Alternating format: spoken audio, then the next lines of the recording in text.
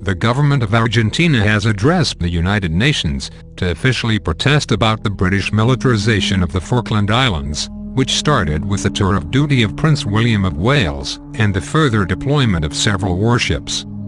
According to Argentina's President Cristina Kirchner, the Argentinian military intel has reported the presence of nuclear submarines at the Falklands area, which violates the Treaty of Tlatelolco for the prohibition of nuclear weapons in Latin America as well as the Caribbean. But it seems that the British government is clearly provoking its Argentinian counterpart towards a new war over the controversial sovereignty of the island, which is a self-governing British overseas territory, located over 250 nautical miles east of the coast of Argentina. Further information gives account that large undersea oil reserves are going to be explored by British companies this year. What at first sight could explain the aggressive posture of the British government? For 2 centuries, the British residents of the rugged Falkland Islands have lived off the sea and the land, fish and sheep serving as sustenance. But now there's something even more valuable to be called from the surrounding waters: oil. British companies plan to begin drilling this month for oil reserves off the island's north coast. Estimates say upwards of 60 billion barrels of oil could sit below the seabed, which could make the South Atlantic a hotbed for oil excavation this decade.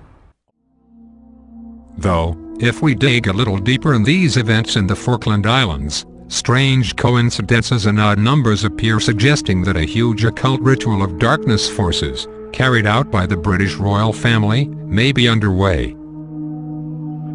Notice that there's a period of exact 30 years between the ascension of the Queen Elizabeth II to the throne of England in 1952, the first war between Argentina and UK in the Falklands in 1982, and the beginning of the hostile maneuvers of the British government, pushing the Argentinian government towards another war in 2012, which, by the way, is the year of the Diamond Jubilee of Elizabeth II as Queen of England.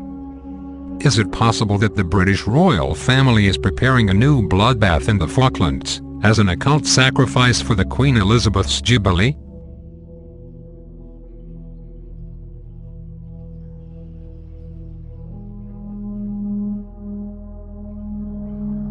Let's take a look at another sinister and strange coincidences that suggest ritualistic patterns concerning the conflicts for the Falkland Islands. The distance between the Buckingham Palace and the Falklands is practically the same distance between the islands and the Temple Mount in Jerusalem, one of the main symbols of the Zionist agenda. And the total distance between the 3 points is almost 30,000 kilometers. Again, the number 30 appears and strongly suggests some sort of Kabbalistic agenda concerning the British royal family and a possible new war in the Falklands.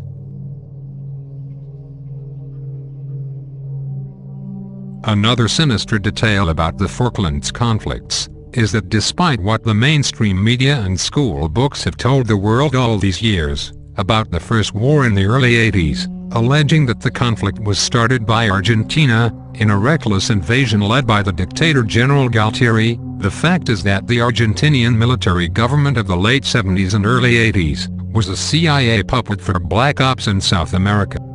And the General Galtieri only ordered a military invasion of the Falklands because he believed the United States government would back up this action, what obviously didn't happen. Thus, everything suggests that the First War in the Falklands could have been a trap set up by CIA and MI6 to throw Argentina into a sacrificial bloodbath. What actually happened?